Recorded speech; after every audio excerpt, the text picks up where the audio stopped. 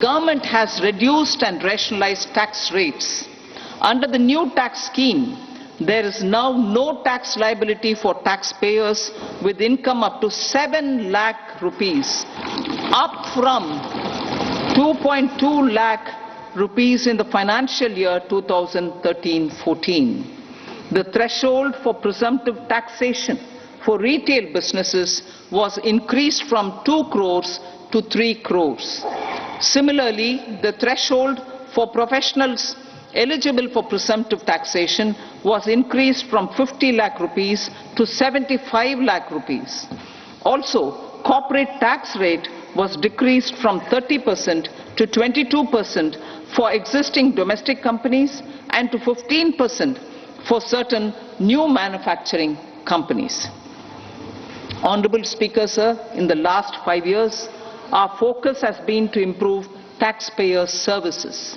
The age-old jurisdiction-based assessment system was transformed with the introduction of faceless assessment and appeal, thereby imparting greater efficiency, transparency, and accountability.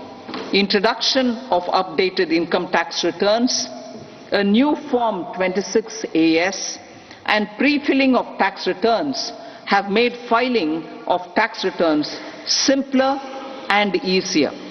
Average processing time of returns has been reduced from 93 days in the year 2013-14 to a mere 10 days this year, thereby making refunds faster. Indirect taxation. By unifying the highly fragmented indirect tax regime in India, the GST has reduced the compliance burden on trade and industry. The industry has acknowledged the benefits of GST. According to a recent survey conducted by a leading consulting firm, 94% of industry leaders view the transition to GST as largely positive. According to 80% of the respondents, it has led to supply chain optimization, as elimination of tax arbitrage and octroi has resulted in disbanding of checkposts at the state and city boundaries. At the same time, tax base of GST more than doubled, and the average monthly gross GST collection has almost doubled to 1.66 lakh crores this year. States too have benefited. States' SGST revenue, including compensation released to states in the post-GST period of 2017-18 to 2022-23, has achieved a buoyancy of 1.22.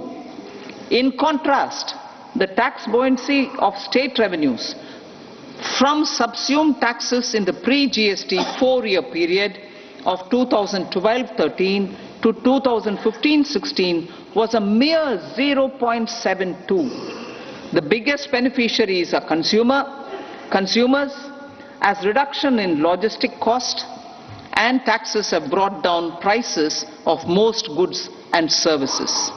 We have taken a number of steps in customs to facilitate international trade.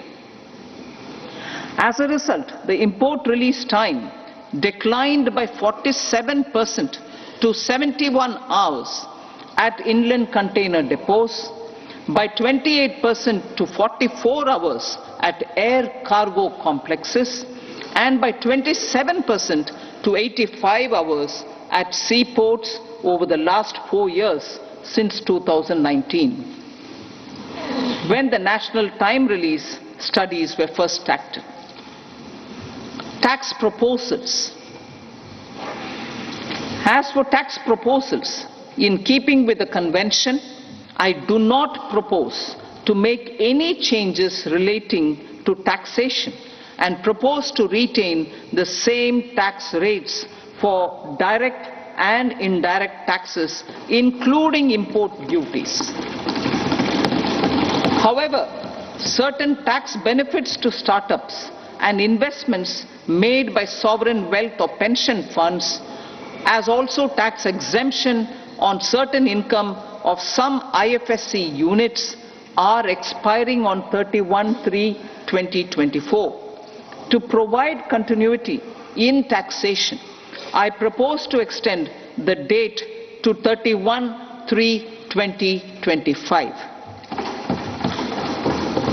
Moreover, in line with the government's vision to improve ease of living and ease of doing business, I wish to make an announcement to improve taxpayer services. There are a large number of petty, non-verified, non-reconciled or disputed direct tax demands, many of them dating as far back as 1962, which continue to remain on the books, causing anxiety to honest taxpayers and hindering refunds of subsequent years.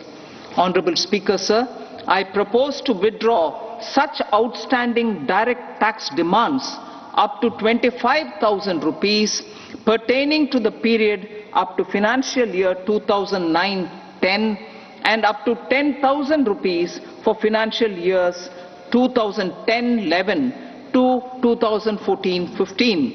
This is expected to benefit about 1 crore taxpayers. 1 crore taxpayers would benefit out of this. Economy then and now.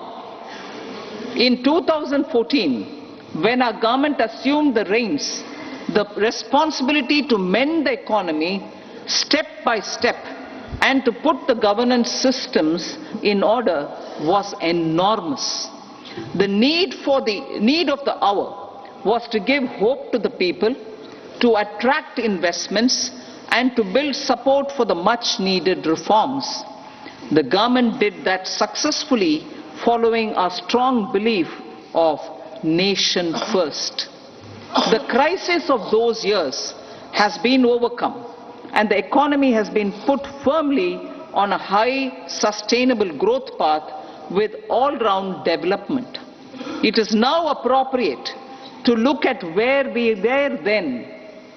I repeat, it is now appropriate to look at where we were then till 2014 and where we are now, only for the purpose of drawing lessons from the mismanagement of those years. The government will lay a white paper on table of the House